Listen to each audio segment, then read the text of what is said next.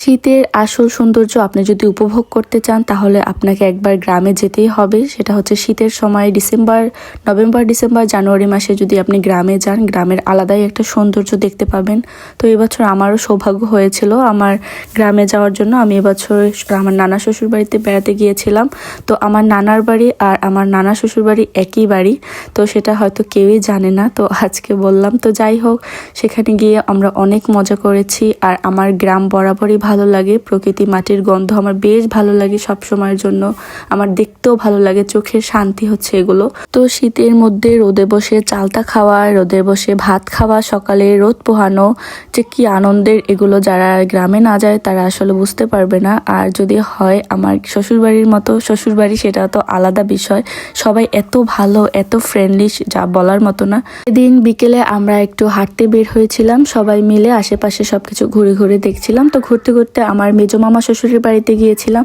সেখানে দেখি যে মামি লাল শাক, তারপর হচ্ছে ধনিয়া পাতা সবকিছু লাগিয়েছে। তো এগুলো দেখতেও ভালো লাগছিল, কেন ফ্রেশ সবজি, একটা মজাই আলাদা।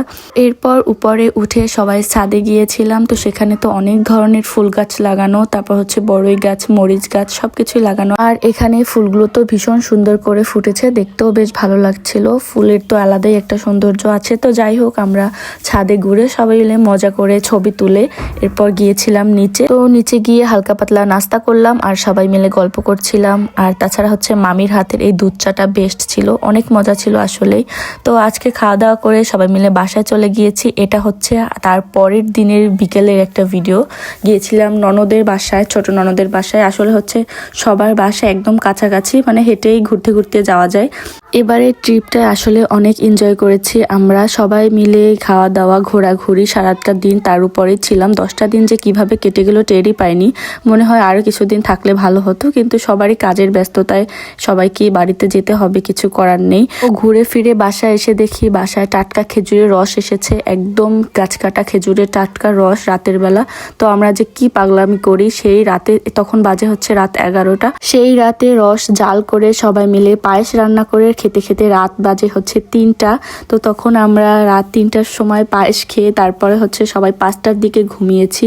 তো মানে এরকম যে মজা, এই মজাগুলো কিন্তু সব সময় হয় না। 5টার সময় সেদিন ঘুমিয়ে সকালবেলা ঘুম থেকে উঠে দেখি আমার ননদ আর হচ্ছে আমার হাজবেন্ড আলু শাক তুলছিল ক্ষেত থেকে। তো এরপরে সেটাও একটু দেখছিলাম, মানে এত সুন্দর সৌন্দর্য আসলে দেখেও শেষ করা যায় না, আর মোবাইলেও ক্যাপচার করেও শেষ করা যায় না। তো আমি সবকিছুই অল্প অল্প করে ভিডিও নিচ্ছিলাম, কি ভালো লাগছিল দেখতে, তাই না? তারপর হচ্ছে একটা বড় একটা কচু গাছ, সেটা আমার হাজবেন্ড তুলেছে, সেটা নিয়ে সবাই মিলে মজা করছিলাম। আর কি ভিডিওটা একটু অনেক বড়